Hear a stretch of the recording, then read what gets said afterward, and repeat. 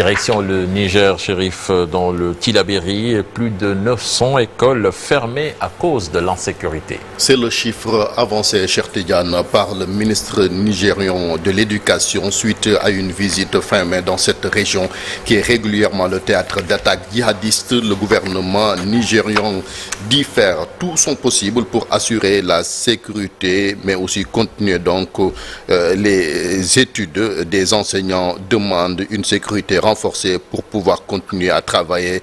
Selon toujours le ministère, 18% des élèves du primaire et du secondaire ne vont plus à l'école dans le Tillabéri, soit environ 79 000 élèves sur les 438 000 de la région. Sécurité toujours, cette fois-ci au Mali, les militaires ont voté par anticipation hier dimanche en vue du référendum constitutionnel du 18 juin. Les opérations de vote se sont déroulées à Bamako et dans plusieurs localités du pays. En revanche, pas de vote à Kidal, dont le camp des forces armées maliennes reconstitué. Le gouvernement malien a engagé des pourparlers afin que le vote des civils puisse se dérouler dimanche prochain à Kidal. Et puis en sport, Ligue des champions africains, le club égyptien Al Ahly a remporté hier dimanche sa 11e Ligue des champions africaine en faisant donc match nul, un but partout en finale retour contre le Wydad de Casablanca, le champion sortant,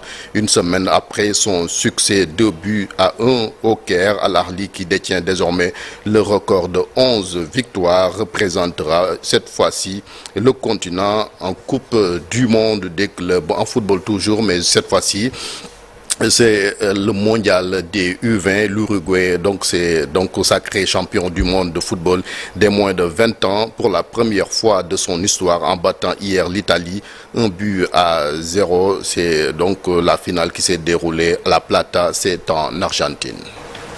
Voilà, merci Chérif Dia. On se retrouve donc dans une vingtaine de minutes pour d'autres actualités internationales. Tout de suite, la une des journaux avec Cheikh Diop.